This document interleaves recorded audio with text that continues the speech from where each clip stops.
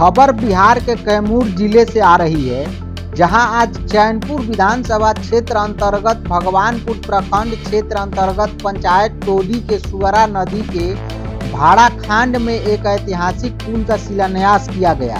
इस पुल का शिलान्यास बिहार सरकार के अल्पसंख्यक कल्याण मंत्री सह चैनपुर विधायक जमा खान अल्पसंख्यक कल्याण विभाग के कर कमलों से हुआ।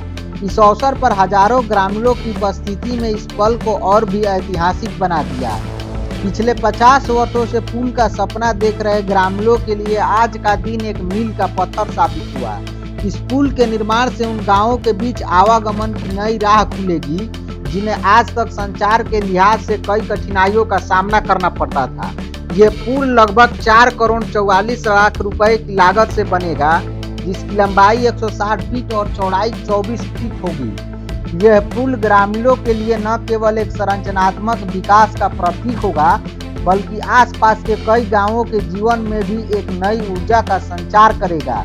इस पुल के बनने से भगवानपुर, टोडी, परमालपुर, खीरी, बसंतपुर, सुगिया पोखर, मोहनपुर सहित दर्जनों गांवों के बीच संपर्क स्थापित होगा।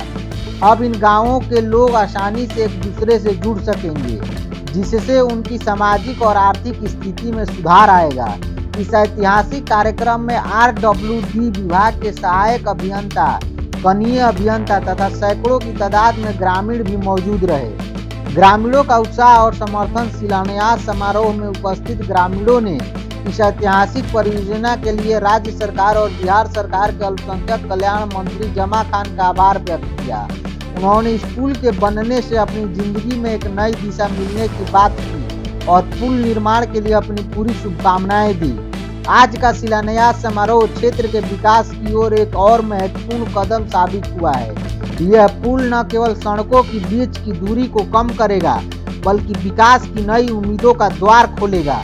इस पुल का निर्माण क्षेत्र की सामाजिक आर्थिक स्थिति को बेहतर बनाएगा और चैनपुर विधानसभा क्षेत्र में एक नया परिवर्तन लाएगा।